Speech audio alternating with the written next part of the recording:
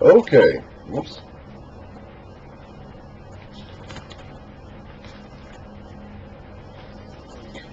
Then Moses went, and we're getting nearer and nearer to the end of Moses.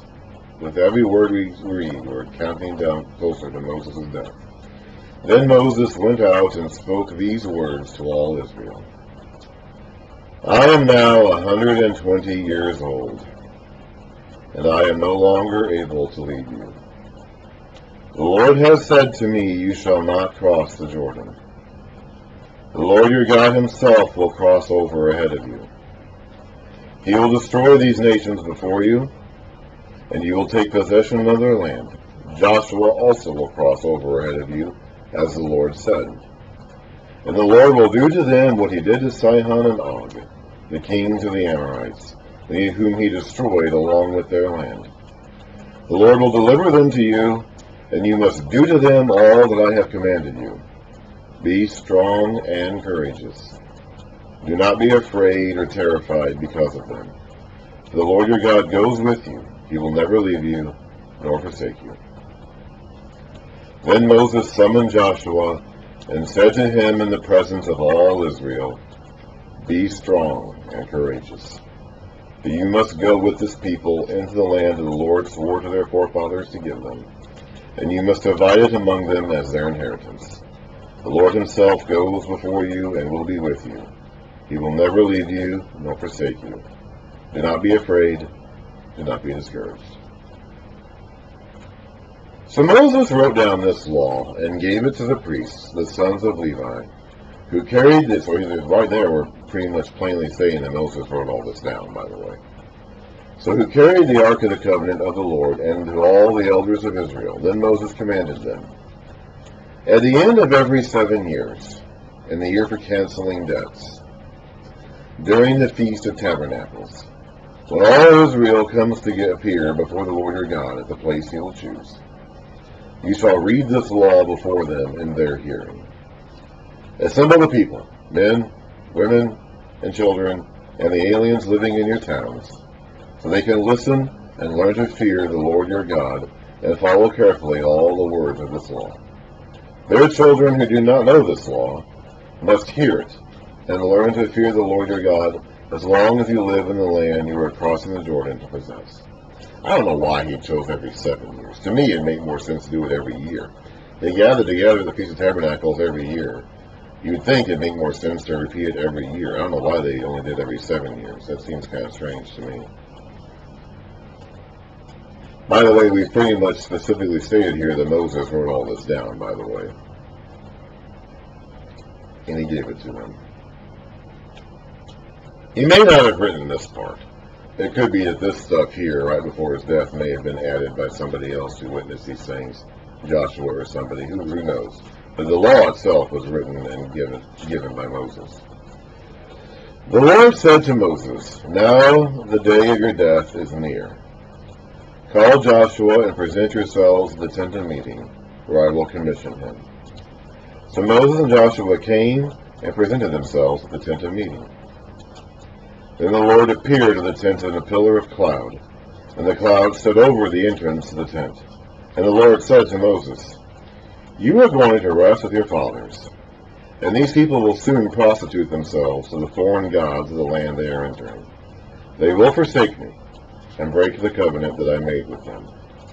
On that day I will become angry with them, and I will forsake them. I will hide my face from them, and they will be destroyed. Many disasters and difficulties will come upon them.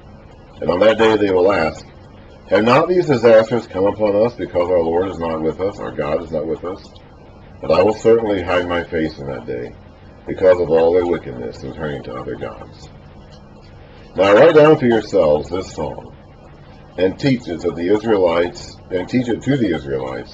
and have them sing it, so it may be a witness for me against them. When I have brought them into the land flowing with milk and honey, the land I promised on oath to their forefathers, and when they eat their fill and thrive, they will turn to other gods and worship them, rejecting me and breaking my covenant. And when many disasters and difficulties come upon them, this song will testify against them, because it will not be forgotten by their descendants. I know what they are disposed to do. even before I bring them into the land I promise on oath. So Moses wrote down this song that day and taught it to the Israelites.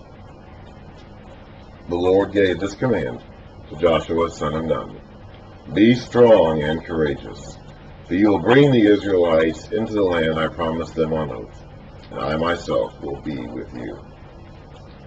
After Moses finished writing in a book the words of this law from beginning to end, he gave this command to the Levites who carried the Ark of the Covenant of the Lord: Take this book of the law and place it beside the Ark of the Covenant of the Lord your God. There it will remain as a witness against you. For I know how rebellious and stiff-necked you are. If you have been rebellious against the Lord while I am still alive and with you, how much more will you rebel after I die? So Moses knows this, and God knows this. Moses knows it because he knows these people. He's seen their behavior. He knows their tendencies. He knows what they're going to do once he's gone. God, of course, knows this because he sees all of history in advance. God may have told Moses some of this, but obviously he did right here. I don't know how much insight he gave to Moses. But Moses knows this because he's already seen these people. So two ways that they can know this is going to happen. One, based on people's past history, and two, based on God's awareness of all of history. Assemble before me all the elders of your tribes and all your officials, so I can speak these words in their hearing, and call heaven and earth to testify against them. For I know that after my death, you are sure to become utterly corrupt, and to turn from the way I have commanded you. In days to come, disaster will fall upon you, because you will do evil in the sight of the Lord, and provoke him to anger by what your hands have made. And this would actually take many generations to play out. I don't know if Moses assumed it would happen right away after he was gone. It's actually going to take like 800 or 900 years. I mean, Moses may not have thought that, I don't know. But he knew they were going to do it. He knew enough about them to be able to predict that. And Moses recited the words of this song from beginning to end in the hearing of the whole assembly of Israel. So here's the song. Listen, O heavens, and I will speak. Hear, oh, by the way, he's reading this, he's speaking this out loud to people again. The scriptures are meant to be spoken out loud. Today we have a culture where we sit in our rooms and we read them silently to ourselves. In fact, a lot of our churches today, we don't even like reading scriptures publicly. We think it's boring and people don't like that. That's actually what we're supposed to do. We're supposed to read this out loud. All the scriptures from beginning to end would have been written in that context. They would have been written to be read aloud. Listen, O heavens, and I will speak. Hear, O earth. I'm not going to sing this, by the way. Okay? This is supposed to be some kind of a song. I don't know if Moses sang it. It just said he recited it. I'm not going to sing it. I'm just going to speak it. I don't know what melody they originally put it to. And I'm not a singer, so I'm going to speak it. But this is a song that apparently is meant to be sung. Listen, O heavens, and I will speak. Hear, O earth, the words of my mouth. Let my teaching fall like rain, and my words descend like dew, like showers on new grass, like abundant rain on tender plants. I will proclaim the name of the Lord. I will praise the greatness of our God. He is the rock. His works are perfect, and all his ways are just. A faithful God who does no wrong, upright and just is he. They have acted corruptly towards him. To their shame they are no longer his children, but a warped and crooked generation. Is this the way you repay the Lord, O wise and foolish people, unwise and foolish people? Is he not your Father, your Creator, who made you and formed you? Remember the days of old. Consider the generations of long past. Ask your father, and he will tell you, your elders, and they will explain to you. When the Most High gave the nations their inheritance, when he divided all mankind, he set up boundaries for the peoples, according to the number of the sons of Israel. There's a footnote down here which says sons of God. This is important because it's a reference that God apparently put the nations in their places according to where he wanted Israel to go. So this land was selected for Israel way back in the days when he decided to make the people into nations. It's my personal belief, just based on the scope of history as it unfolded, that God put Israel where he did because it's right in the middle of a huge chunk of land: Europe, Asia, Africa, Southeast Asia, the southern part of Asia. That it became possible then for God's message to spread in all those directions from Israel. We see this happen in the days of the church, where after the Roman Empire comes along, like I said earlier, the Roman Empire stretched from Western Europe all the way into India and down south into Africa. And they had the same roads, the same language, and the same currency all throughout this wide territory. So that became an infrastructure the church could use to travel around and spread the message and write their letters and carry on the message of the good news. So I believe that God now the scriptures themselves don't ever, except for here, where it talks about God arranging the nations according to where he wanted Israel to go. I believe that God put Israel where he did, so that from that spot his message could spread out around the world easily, Even during the diaspora, when the Jews were scattered, they set up synagogues everywhere they went. So the Gentile cultures around them had familiarity with the Jewish teachings through that. And I believe that God put Israel in that spot for that reason. I don't know this for certain. Okay, the scriptures themselves never actually say this. This is the closest we come to saying that. But looking at the scope of history and how God oversaw all this, I believe that was why he put Israel where it is. In a desert land he found, if he had put Israel anywhere else, if he had chosen any other group of people and done the same thing with them that he did with Israel, the people would have still been the same way. Okay, it's like people are people. We talk about Israel rebelling from God, but any group of people would have done that. Okay, let's not pick on these specific people too much. He could have picked the son of a Western European person, and it would have been the same thing. We would have still had a stiff-necked rebellious people who would not have followed God. That would have been the same no matter where he had done it. Now, the difference would have been that their imagery and their culture would have been different because of the surrounding landmass. Like if God had started working out from the Pacific Islands, there would have been a very different cultural background due to not being in a desert, and not being surrounded by wilderness, or being surrounded by islands. If he had started with people living in around the Mississippi River here in North America, it would have been a very different.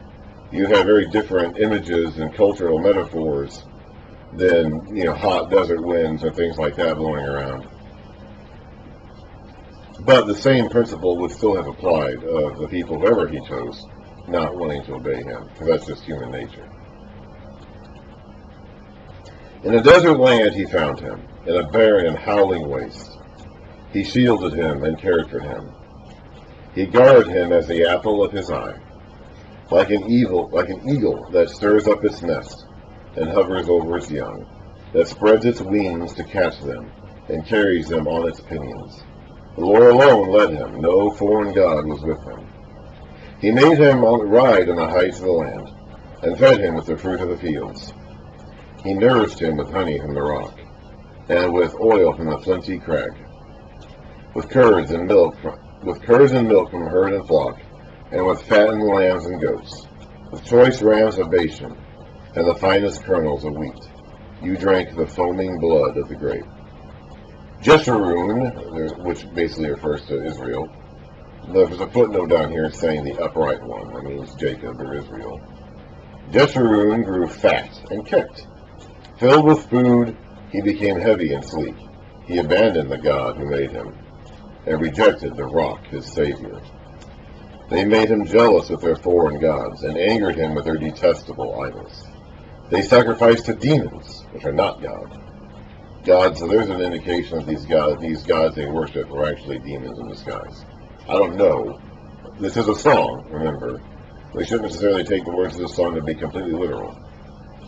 But there's an indication of that, at least. They sacrificed to demons, which are not God. Gods they had not known. Gods that had recently appeared. Gods your father did not fear. You deserted the rock who fathered you. You forgot the God who gave you birth. The Lord saw this and rejected them, because he was angered by his sons and daughters. I will hide my face from them, he said, and see what their end will be. For they are a perverse generation, children who are unfaithful. They made me jealous by what is no God, and angered me with their worthless idols. I will make them envious by those who are not a people. I will make them angry by a nation that has no understanding. For a fire has been kindled by my wrath, one that burns to the realm of death below, or Sheol below. It will devour the earth and its harvests, and set afire the foundations of its mountains. By the way, there's indication that the underworld, or the land of the dead, was somewhere below.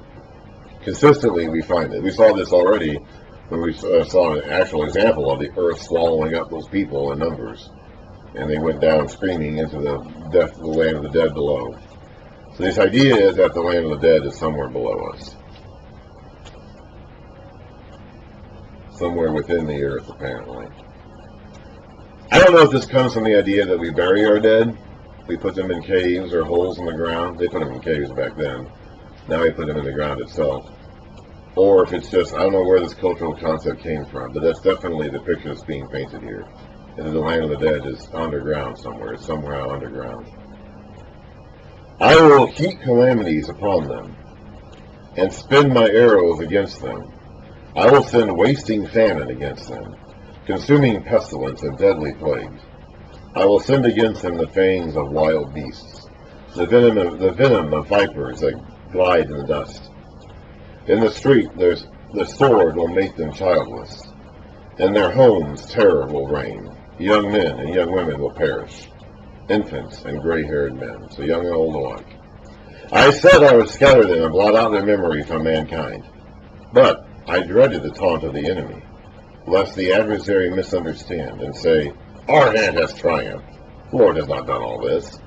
So God cannot let his enemies take credit for his doings. Even if he's going to war against his own people, he's still not going to let his people's enemies take credit for doing what the Lord is doing. They are a nation without sense. There is no discernment in them. If only they were, so he's going to leave a remnant of the people, by the way. So that's going to play out all throughout the Old Testament.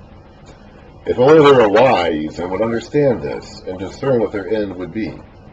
How could one man choose 1,000, or chase 1,000, or two put 10,000 to flight, unless the rock had sold them, unless the Lord had given them up? For their rock is not like our rock, as even our enemies concede. Their vine comes from the vine of Sodom, and from the fields of Gomorrah. Their grapes are filled with poison, and their clusters with bitterness. Their wine is the venom of serpents, the deadly poison of cobras. Have I not kept this in reserve, and sealed it in my vaults? The vaults, by the way, refer to the sky. There's another indication of the idea of the sky being solid, holding something back. It is mine to avenge. I will repay. In due time their foot will slip. Their day of disaster is near, and their doom rushes upon them. The Lord will judge his people and have compassion on his servants. When he sees their strength is gone, and no one is left, slave or free, he will say, now where are their gods, the rock that they took refuge in, the gods who ate the fat of their sacrifices, and drank the wine of their drink offerings? Let them rise up to help you. Let them give you shelter. But they're not around. There's nothing real about them. See now that I myself am he. There is no God besides me. I put to death, and I bring to life. I have wounded, and I will heal. And no one can deliver out of my hand. So everything comes from God, both blessings and curses, life and destruction, life and prosperity, death and destruction. He puts to death and he brings to life. He wounds and he heals. All this comes from God. I lift my hand to heaven and declare, as surely as I live forever, when I sharpen my flashing sword, and my hand grasps it in judgment, I will take vengeance on my adversaries, and repay those who hate me. I will make my arrows drunk with blood, while my sword devours flesh, the blood of the slain and the captives, the heads of the enemy leaders. So these people that are going to run wild over Israel are not going to get away with it. God is going to bring judgment on them too. We're going to see all the prophets talk about this in days to come. This is an example of the sort of literature we can expect throughout a huge chunk of the Old Testament. We haven't really seen this so far, but we're going to see lots and lots and lots and lots of passages like this in books to come. Rejoice, O nations, with his people, for he will avenge the blood of his servants. He will take vengeance on his enemies and make atonement for his land and his people. Moses came with Joshua, son of Nun, and spoke all the words of the song in the hearing of the people. When Moses finished reciting all these words to all Israel, he said to them, Take to heart all the words I have solemnly declared to you this day, so you may command your children to obey carefully all the words of this law. They are not just idle words for you, they are your life. By them you will live long in the land you are crossing the Jordan to possess.